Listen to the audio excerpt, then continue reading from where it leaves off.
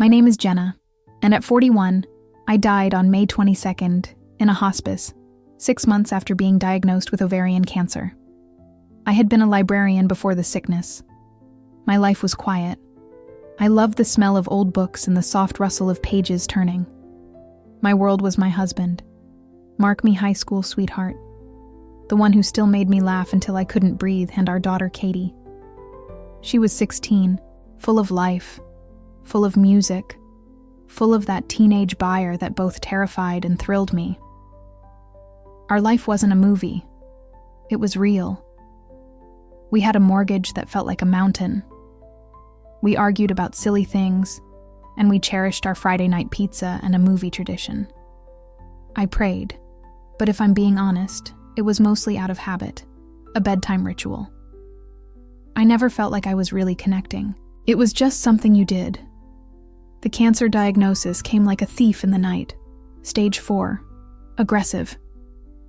The words from the doctor felt like stones, each one hitting me, knocking the wind out of me.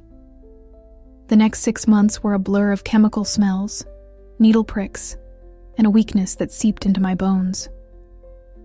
My hair fell out. My skin turned to pale, sickly yellow. I spent more time in a hospital bed than my own, and I got angry. So angry. At God, at the universe, at my own body for betraying me. Every prayer became a scream inside my head. Why? Why are you letting this happen? Where are you? The silence I got back was deafening. The day I died, I knew it was coming. It's a strange thing to know. The pain, which had been a constant warring fire for months, began to fade. It wasn't a relief. It was an absence. A hollowing out. Mark was holding my hand, his head bowed, his knuckles white. I could feel his tears hitting my skin. Hot. Real. Katie was curled in a chair in the corner, her face buried in a pillow, trying to be strong, but her small shoulders were shaking. I remember thinking about the silliest thing, the smell of the disinfectant they used to clean the floors. It smelled like fake lemons. I wanted to tell Mark to open a window. Then the last bit of strength left me. I tried to squeeze his hand one last time to tell him I loved him, that I loved Katie more than life itself. But no words came. My lungs just stopped asking for air, and then everything went silent. The beeping of the heart monitor next to my bed stretched into one long, final, unbroken tone. It was a sound I had been dreading for months. But when it came, I felt no fear. There was no pain. The gnawing beast of cancer that had been eating me alive was just gone. I felt a gentle pull, a weightlessness, like a dandelion seed being lifted by a soft breeze. I was rising. I looked down, and the sight was the most surreal thing I've ever witnessed. I saw my body lying on the bed. It looked so small, so fragile, like a discarded shell. I saw the network of tubes and wires connected to it. I saw Mark, my strong, steady Mark, collapsed over my chest. His cries finally breaking free, raw and wounded. I saw Katie look up her face and mask a pure, unbridled grief, and she ran out of the room. My heart, but whatever was my heart now, ached for them. I wanted to reach out to tell them, "It's okay, I'm okay." The pain is gone, but I had no voice. I had no hands to touch them with. I was just awareness, pure, simple, floating awareness.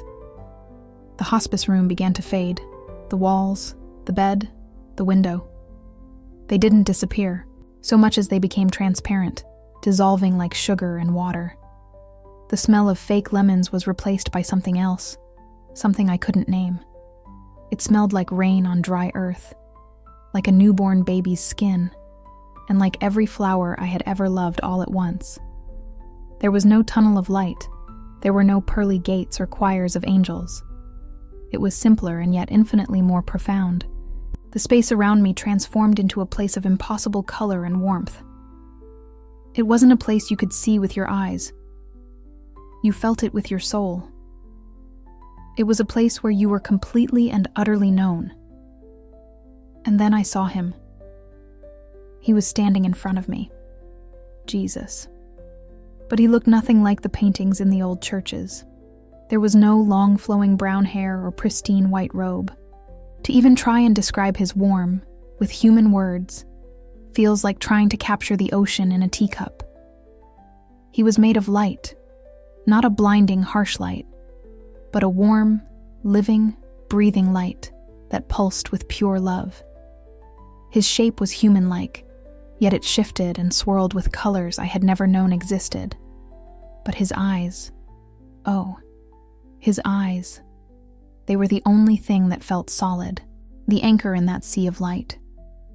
When he looked at me, I felt my entire life laid bare. Every secret fear, every selfish act, every moment of doubt, every angry prayer I had screamed at him from my hospital bed. I saw it all reflected in his gaze, and I felt no judgment, not an ounce. Only I loved so deep, so powerful, so absolute that it buckled my spiritual knees. It was a love that said, I know I was there, and I love you. I began to weave, not tears of sadness, but tears of release. Every wall I had built around my heart, every layer of bitterness from the cancer, every ounce of fear, it all just melted away under his gaze. I felt like a child who had been lost in the dark for a long, long time and had finally been found. He didn't speak with a mouth. His voice wasn't sound. It was a feeling, a thought that bloomed directly in the center of my being, clearer than any word ever spoken on earth. Welcome, Jenna. The peace that washed over me was indescribable. It was the end of all striving, the end of all pain. It was home. For a moment, I just basked in it. I forgot about the cancer, about the hospice room, about the life I had left. There was only this place and this incredible being of light and love. But then, the question that had burned a hole in my soul for 6 long months rose to the surface. It was no longer an angry scream, but a gentle, pleading whisper. Why the thought formed within me? Why the cancer? I tried to be a good person. I loved my family. Why me? Why did you allow so much pain? He didn't give me a simple answer. He didn't say it was to make you stronger, or it was just your time. The reason was so much stranger, so much deeper, and so much more merciful than I could have ever imagined. Instead of words, he showed me. The space around us shifted, and I was watching a scene like a movie playing in 360 degrees. I saw my mother not as the older woman I knew, but as a young mom bouncing me on her knee. She was a good woman, a loving mother, but I saw something in her that I had never recognized before. A constant humming anxiety that lived just beneath her skin. A fear she could never name, a shadow she could never shake. She would smile, but her eyes were always worried. Then the scene shifted again. I saw her mother, my grandmother Eleanor. I remembered her as a stern, quiet woman who rarely smiled. But in this vision, I saw her as a young woman. I saw her crippled by a suffocating depression. I saw her pushing away my grandfather, not out of malice, but out of a deep, dark sadness she couldn't control. She was building walls to protect a heart that was already broken. Her bitterness was a shield. Then he took me back further, one more generation, to a woman whose face I had only ever seen in a single faded black and white photograph, my great-grandmother Agnes. The vision was dark, set in a dusty, impoverished home. In the 1920s, I saw her kneeling on a wooden floor, clutching a tiny still bundle in her arms. A baby. Her baby. It had died from a fever, and I felt her grief. It was a raw, jagged thing, but underneath the grief was something else. A cold, hard rage. I watched as she lifted her face to the ceiling, her eyes burning with unshed tears, and she made a vow. It wasn't a loud, dramatic promise. It was a silent, venomous covenant she made with her own broken heart. She vowed that she would never trust God again, that he was cruel and absent, and her heart would be a fortress against him forever. In that moment of ultimate pain, she didn't just close her heart to God. She unknowingly opened a door to something else, a spirit of despair, of unbelief, of bitterness. Jesus then turned his loving gaze back to me. The understanding flooded my soul, a wave of shocking clarity. This was never a punishment, Jenna, he communicated to me. It was an amputation. He showed me how that silent, bitter vow made by my great-grandmother didn't die with her. It became a spiritual inheritance, a chain of darkness passed down from mother to daughter. It was an invisible sickness in our bloodline. In my grandmother, it manifested as crippling depression and bitterness. In my mother, it was a constant, nameless anxiety. And in me, in a generation so far removed from the source, that spiritual sickness finally found a place to take root in the physical. It became a vulnerability. It became the cancer. My body had become the battleground for a spiritual war that started 100 years before I was even born. I was stunned. I couldn't speak. Then he showed me something else. He showed me scenes from the last 6 months of my life. I saw myself in the hospital bed, weak, crying, angry. But he showed me what was happening in the spiritual realm at the same time. Every time I whispered a prayer, even the angry, doubtful ones, I saw it like a flash of light hitting a dark, rusty chain and causing a crack to appear. Every time my husband Mark prayed over me, his faith like a shield, another link would groan and stretch.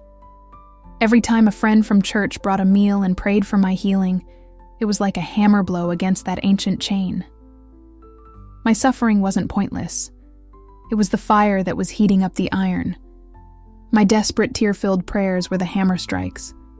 I thought I was fighting for my life, but I was fighting for the life of my entire family line. I was at the very end of that chain. And then came the most beautiful and heartbreaking vision of all. I saw my daughter, Katie. She was grown up. She was standing in a field filled with sunlight. She was laughing. Her face opened, and free behind her stood her own children and their children after them. A long line of descendants I would never meet on Earth. And I saw it. The chain was gone. It had been shattered. The darkness that had clung to the women in my family for a century had been stopped. It stopped with me. It stopped in that hospice room. My jaw hung open in my spiritual form. The cancer, the very thing I thought was a curse from God, he allowed my temporary physical suffering to purchase my family's permanent spiritual freedom. He hadn't abandoned me in the fire. He was in the fire with me, using it to burn away, not my flesh, but the fetters on my soul and the souls of my children. Tears streamed out my face. It was for Katie. I whispered in my mind. It was always for her. He replied, his love washing over me. I looked at a space of light at the peace that radiated from him, and a deep longing filled me. I didn't want to go back. I never wanted to leave this place.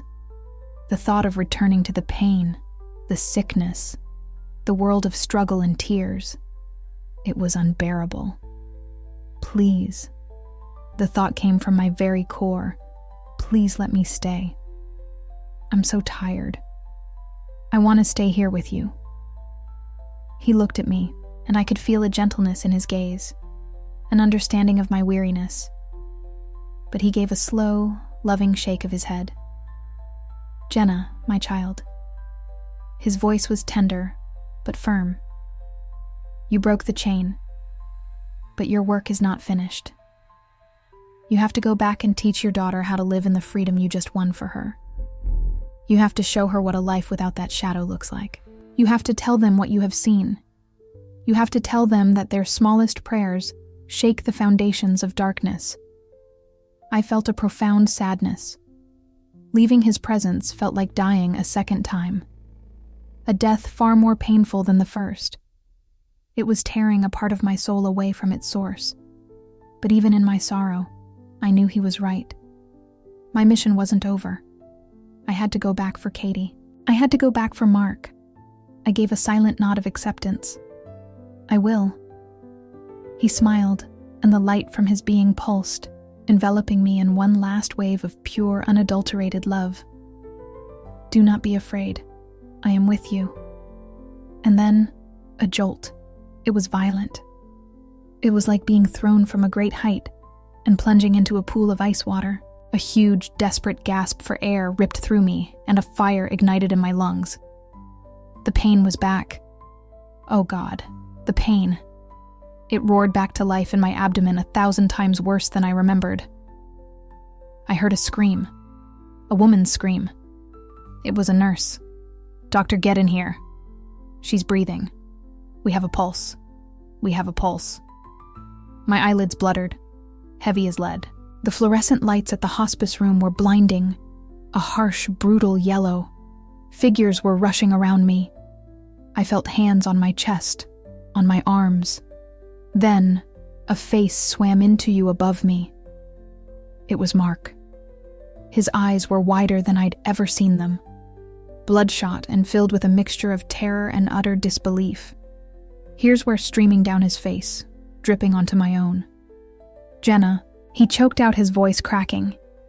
"Jenna, oh my God, Jenna, can you hear me?" I tried to speak to tell him I was here, that I saw him. But all that came out was a weak, rattling groan. I had been clinically dead for 11 minutes. The doctor, a kind man with weary eyes who had gently told Mark to prepare for the end less than an hour earlier, just stood in the doorway, shaking his head. He kept running a hand through his hair, muttering the word impossible over and over again. The weeks that followed were a whirlwind of confusion, tests, and stunned medical professionals. They moved me from hospice back to the main hospital. They took scans. They drew blood. And no one could explain it. The cancer wasn't gone overnight. It was a slow process, but it was retreating. The tumors that had been aggressively growing were now inexplicably shrinking. The doctors used words like spontaneous remission and 1 in a million anomaly. They called it a medical mystery. I called it a miracle. But the real transformation wasn't the one happening on the PET scans. It was the one that happened inside me. The constant, low-level anxiety that had been the wallpaper of my entire life was just gone. The fear of death. The fear of tomorrow. The bitterness. It had all been washed away in that place of light. When I looked at my daughter Katie, I no longer saw her through a lens of worry. I saw a warrior. I saw a free woman standing at the beginning of a new legacy, a legacy of light that I had been chosen to begin. I started talking about what I saw. It wasn't easy. Some of my relatives would get a polite, tight smile on their faces and change the subject. A few suggested it was a hallucination, a trick of a dying brain deprived of oxygen. They looked at me with pity, as if the cancer had now affected my mind.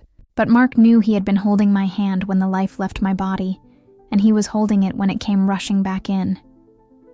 He saw the change in my eyes, and Katie knew she didn't understand all the spiritual details, but she saw the peace in her mother that had never been there before. The heaviness in our home was gone. Laughter started to fill the rooms again. So I'm telling you my story today for whoever needs to hear it. If you are in a battle right now, if you are suffering, and you are on your knees asking God, why? Why are you allowing this?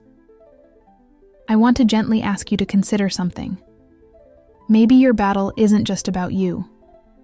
Maybe your faithfulness in the middle of your fire. Maybe your tear-filled whispers when you feel you have no strength left are the very things that are breaking chains you cannot see.